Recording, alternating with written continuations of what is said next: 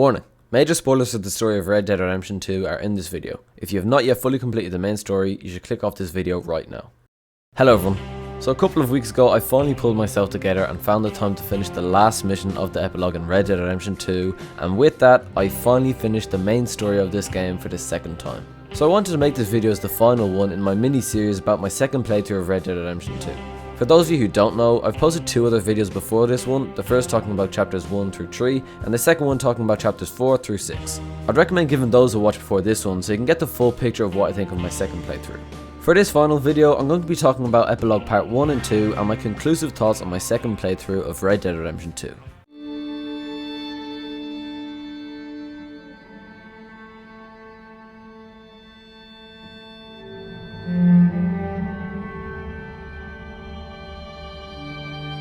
After Arthur passed and chapter 6 came to a close and I was playing as John, riding Jack and Abigail to Strawberry, despite obviously being a bit down that my time with Arthur came to an end, I was also really excited to start playing as John. Because it feels like a new start. You're playing as a new character with John. His voice lines are different, his story is different. When you go into shops and towns, the shopkeepers greet you as if it's your first time, even though it isn't your first time there. Even things as little as John's different Deadeye sound and animation.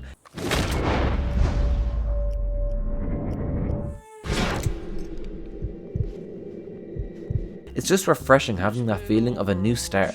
As you know, for this chapter John was living in Pronghorn Ranch near Strawberry, and for the entirety of this chapter I didn't leave the ranch once, which made the part where John rides out to the open world with Cruel Worlds by Willie Nelson playing in the background, it made that feel so much more real. It felt like John was finally free. Free of the gang, free of having to work on the ranch, free of the responsibility of Jack and Abigail, and although he didn't have everything he wanted, like his own place, him setting out into the free world feels like one of the few moments in the Red Dead series when John is at liberty. As for my favourite missions in this chapter, to be honest, Epilogue Part 1 is definitely the most boring chapter in terms of missions, so there's not many, but Jim Milton Rides Again has got to be my favourite.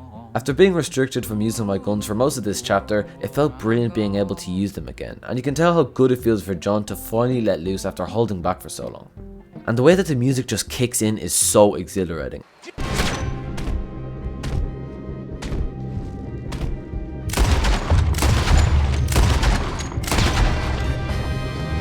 And speaking of the music, let me just say, the soundtrack to this mission has to be in the top 5 most adrenaline rushing themes in this game. So good. One thing I also love about this mission is since all the ranch hands don't know John's background and just think he's a regular ranch hand like them, when John starts leading them into battle and shooting everyone with pinpoint accuracy, they're also pleasantly surprised. I can't be the only one who loves when that happens. Not just in this game, but it happens a lot in movies. That thing where someone who's long abandoned their old lifestyle or craft that they were incredible at, when they come back and show their abilities in full-fledged to the amazement of everyone else, it's such a satisfying feeling. I hope that made sense to you all. Some of you mightn't have a clue what I'm talking about, but if you know, you know. And then also the part where John recreates the pose he does in the original Red Dead Redemption cover is so iconic. The one dampener to this mission is that Abigail dips on John after seeing that he hasn't fully let his past self go, which, I can't lie, it's a bit of an L for John. To be honest though, Abigail was really annoying for a lot of this chapter. She was just so bipolar. One second she'd be saying she loved John, and the other she'd be berating him for the most minuscule thing. I did genuinely start getting pissed off with her because she would just be at John's throat non-fucking stop. It seemed like John could do nothing right in her eyes. Things like protecting the ranch from the Laramie boys or literally saving himself and Jack from a group of bounty hunters, Abigail would get all pissy about. For each chapter there's always an antagonist. For chapter 1 it's the O'Driscolls, chapter 2 is Cornwall, chapter 3 it's the Braithwaites and the Greys, chapter 4 it's Bronte, chapter 5 it's just Grandma as a whole, chapter 6 is the Pinkertons as well as Dutch and Micah, and in the Epilogue Part 1 she's obviously not nearly as malicious as the previously mentioned characters, but I can't think of a character that I hated more than Abigail, and I think she's the most antagonist-like character of this chapter. But anyway, after Abigail leaves, John meets some of the old gang members, one of them being Sadie, and I was really happy to see her, although I can't exactly say the same thing for her, because after not seeing John in 8 years, Sadie needlessly shoots dead a man John was fighting with, loots his body before it even turns cold, airs John when he tries to talk to her, has a quick smoke, and then just bolts off, leaving John to deal with the consequences of her actions. What a bitch.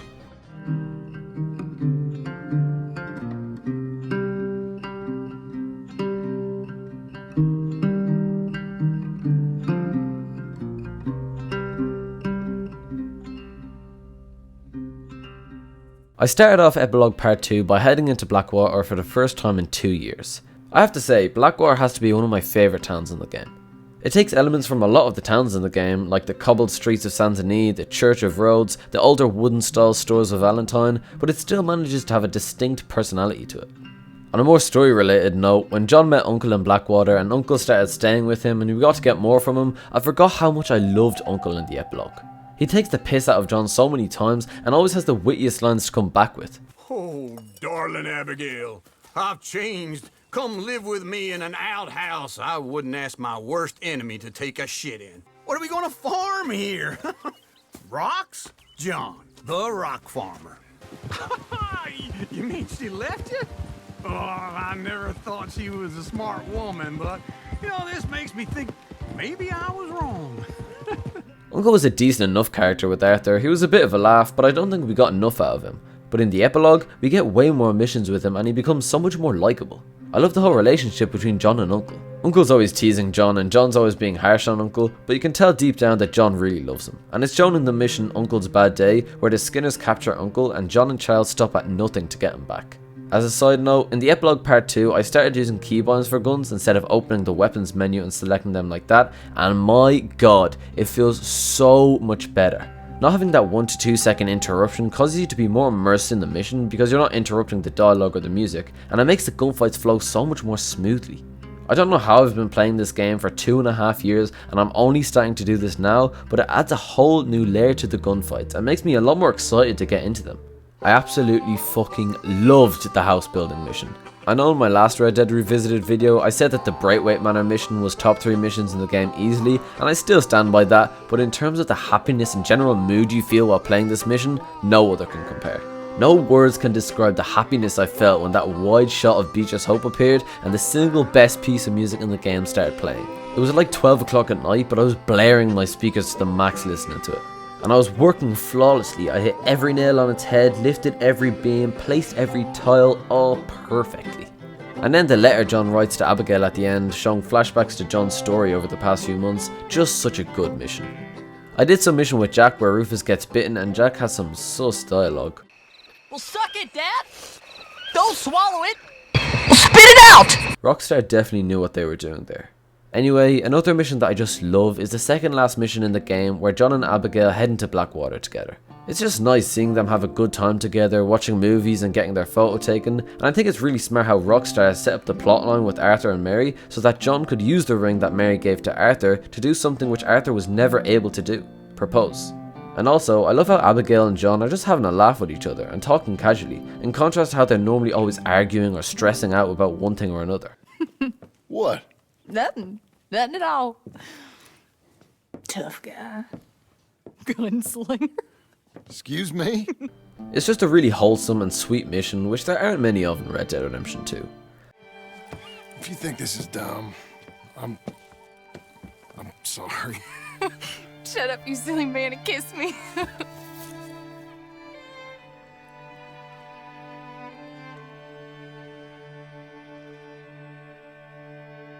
So after I finished that mission, I finally got myself together and started the final mission in the game, American Venom. So it turns out that I didn't have Arthur's hat stored on my horse, so I had to restart the mission and go back and put it on because there's no way I'm doing this mission without Arthur's hat. So now that I had Arthur's hat firmly stored on John's horse, I took off John's hat and put Arthur's on and set out with Charles and Sadie to go and avenge Arthur.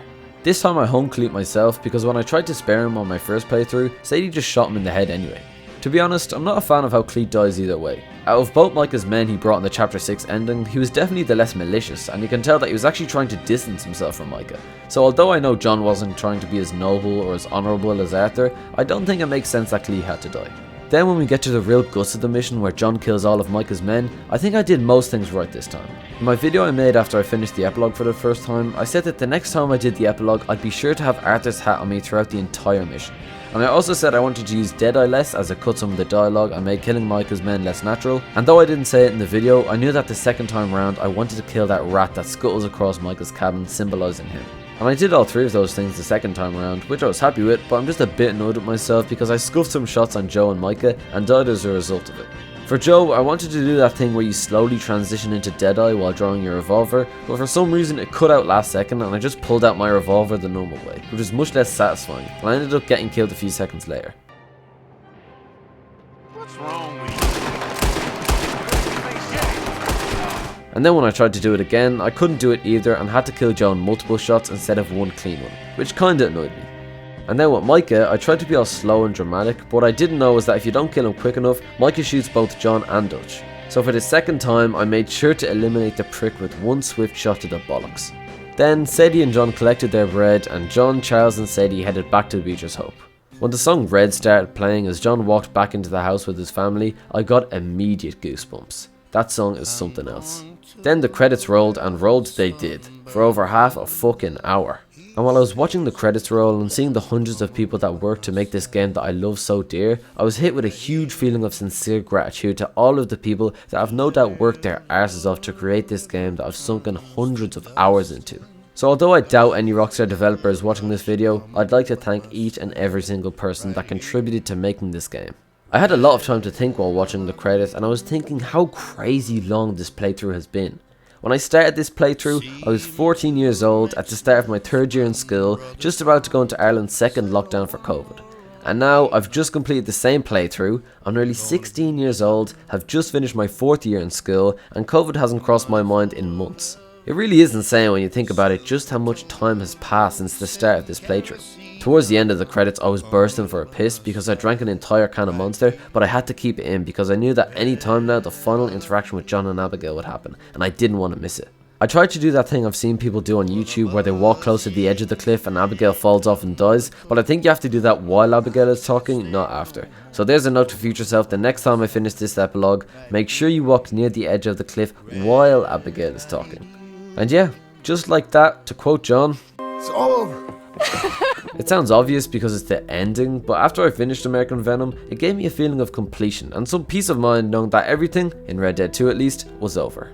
I'm not gonna lie, like the chapter 6 ending, the epilogue ending didn't hit me nearly as hard the second time around as it did on my first playthrough, but I definitely felt a bit empty knowing that it's all done. The epilogue was really fun the second time around. It felt much more lighthearted than Arthur's main story, similar to how it felt in the early chapters before everything got so dark and serious. And unlike Arthur, John got a happy ending, which I know is only temporary because Red Dead Redemption happens, but for the time being, it makes for a nice change. I straight up completely forgot about some of the missions in the epilogue, particularly the bounty hunting missions with Sadie, because in addition to the fact that it's been 2 full years since I last played them, when people talk about Red Dead 2, they're almost always just talking about Arthur's story. And when you think about Red Dead Redemption 2, you think about Arthur, not John. So the epilogue has always been sort of swept under the rug when a lot of people discuss this game, and it is in a lot of ways underappreciated in my opinion. Now the story is done, I've enjoyed exploring the state of New Austin, and I appreciate how Rockstar gives us a whole new state to explore as with John at the end of the game, especially a state that's so different in geography, wildlife and towns than the rest of the states we played in with Arthur. I'm enjoying playing as John. Obviously I prefer Arthur in pretty much every aspect, but John is still fun to play as. He's more dumb and blunt than Arthur, but he's really unintentionally funny sometimes. You beat me to it, sir. We really can't thank you enough. Yeah, sure. Bollocks till the cows come home. So now that I've finished the main story, what now? I've met all the past members of the gang like Tilly, Mary Beth and Pearson, who for some reason the interaction didn't trigger and he only spoke to John vaguely, but I'm glad that at least some members of the gang got a happy ending. I even met with Rainsfall, which is admittedly more of a sad interaction. You can tell he hasn't fully recovered from the death of his son. To be honest, I can't see myself playing this game that much in the near future. Maybe I'll do a bit of exploring and the odd bounty, but the majority of time I spent in this game in the next few weeks will just be to get clips for this channel and the TikTok. I'm going to play Red Dead for the next 2 to 3 weeks or so until I go on my holidays. I have 2 other videos that I want to make about it. I want to make a part 2 of all the things that I love about Red Dead 2, and then a follow-up video to that talking about everything that annoys me about Red Dead 2. But after that, I'm going to take a long break from this game. I'm going to do exactly what I did in 2020, which is not play the game until the 27th of December, which is the anniversary of when I first played it in 2019. So now that my time playing Red Dead on my second playthrough is basically over, what have I learned from my second time playing Red Dead Redemption 2? The number one thing it's taught me is when doing something again, do not assume that nothing has changed. What I mean by this is, when I played Red Dead 2 for the second time, I went into it thinking my playthrough will be the exact same as my first one, where I'll completely obsess over it, play nothing but it, and be totally immersed in the story once more. And that was true, for the first couple of days. And then, I wasn't playing Red Dead as much. What I didn't take into consideration is that things had changed. In my first playthrough of Red Dead, I never played with any of my mates, so I had that time every day to play this game. And as it was my first playthrough, I was naturally more interested in what was going on in the story and playing the game as it was all new to me. But by the time I was about to start my second playthrough, I'd started playing with my mates pretty much every day, and we'd found new games that we'd enjoy playing like Valorant, Warzone and Modern Warfare. So I didn't have that time to play Red Dead 2 as much as I did in my first playthrough. And I found this to be true with a lot of things. For example, with Call of Duty Vanguard. I bought it thinking I'd be ready for a whole nother year of COD, just like I had for the past year. But I didn't take into account that things changed. My mates, and especially me, were getting burnt out of COD after it being basically the only game we played all year. And when I got Vanguard, it was great for about a week. And then I stopped wanting to play it. The next thing this playthrough has taught me is that you cannot play this game in patches and expect the story to grip you in like it did the first time. You can't treat this game as if it's some secondary game to fall back on. If you want to truly enjoy this game, you have to commit to playing it as the main game you play. Or else you'll get a playthrough like this one, where although you do enjoy playing the game, you struggle to properly immerse yourself in the story, and the story just doesn't affect you even close to how it did the first time. And the final thing that I know that I can't do for my next playthrough is, I don't know if any of you get this, but when I see a stranger mission pop up on the map or a key mission is the next mission I do, I put them off thinking, oh no, I won't do them now, I'll wait for the right time when I'm really in the mood. Just shut the fuck up, stop being a weirdo and just do the missions now like a normal person. So there we have it. After 494 days, I finally finished my second playthrough of Red Dead Redemption 2. As I said earlier, I'm not fully done with this game just yet. I want to play it enough so I can get 2 more videos out, and then I'm not going to play it again until the end of the year. But I'd still say that I'm finished with this playthrough. Looking back on this playthrough, I've got a lot of stuff to say about it, as you can probably tell from these 3 videos about it that are over an hour in total. I do regret not continuing with the Instagram stories throughout the entire playthrough. That might sound like quite a weird thing to say, but something about consistently posting your thoughts on whatever game you're playing makes it so much more enjoyable. I did it throughout the entirety of the Damascus grind in Modern Warfare, and when I look back on that grind now, those Instagram stories are one of the first things that come to mind. If you look on my Instagram, you can see that from chapters 2 to 4, I was posting really consistently about my thoughts on missions, outfits, and where I was in the story. But after the end of chapter 4, as I started playing Red Dead less and less, I pretty much abandoned posting them, and only posted every couple of weeks when I'd hop back on Red Dead. So that's something I'm thinking of doing for my next playthrough, is posting Instagram stories throughout all of it. I'm realising now through all of my faults in my second playthrough just how perfect my first playthrough of Red Dead 2 was. I started it on the 27th of December 2019, which left exactly 6 months until I 100%ed it on the 27th of June 2020, which was also my birthday. And believe it or not, I did not plan that out. It's still a bit crazy to me that those dates aligned so ideally. They literally could not have been more perfect. And speaking of dates aligning perfectly, on my first playthrough there was exactly 100 days between when I started Red Dead and when I finished chapter 6. Also on my first playthrough, although I did get a couple of spoilers, I got Sean's death spoiled for me, Arthur's death spoiled for me early in the game, and how Michael was a rat and kills Arthur spoiled for me. So even though I got all that spoiled for me, most of the main story I got to experience without spoilers, and you have no idea just how into this game's story I was. It's also so cool for me to look back on my Red Dead videos I made in 2020 and see my fresh thoughts about the story in them. I probably won't make a video talking about my third playthrough, it just doesn't make as much sense. There's not going to be as much of a difference between my second and third playthrough as there was my first and second, so here's what I plan to do differently on my third playthrough of Red Dead Redemption 2. Number 1, I'm going to have low honor throughout the entire story and I'm going to make more low honor decisions. I've played with low honor at the start and then high honor at the end. I've played with high honor throughout. Now I want to see how the story is impacted if I have low honor throughout the entire thing. I'm also going to be making low honor decisions, which, yes, does mean I'm going to go back for the money in the end. Number 2 is I'm going to hang around camp way more. Every day when I go on YouTube, I see a new camp interaction that I haven't seen before, and every time I see one of these videos, I wish I would have spent more time around the camp to see what the gang members got up to, and get to experience those moments for myself instead of through a YouTube video. And number 3, this is sort of related to the last one, I want to do more companion activities with the gang members. There's several coach robberies, home robberies and hunting that I haven't done with some camp members, and these companion activities are basically mini missions, so I'm going to try to do every single one on my next playthrough. So thank you so much for watching this video. The last one in this mini-series, I think it was a cool little series, and I think in future it's going to be interesting to look back on this playthrough and be able to see what I thought about it from top to bottom. I know these videos have been long, but I didn't want to leave any stone unturned when it came to talking about this playthrough, because God knows I had a lot to say about it. Also, recently we've hit 900 subscribers and I have a really fun video coming up to celebrate that, but I'd like to thank you all so much for the support the channel's been getting as of lately. I can't believe that the next subscriber milestone we've reached will be 1,000 subscribers. That's crazy to me. So there you are, I won't waste any more of your time. Like the video if you liked it, dislike if you didn't, and you can subscribe if you think you'd enjoy my content. Thanks again for watching this video, and take care of yourselves.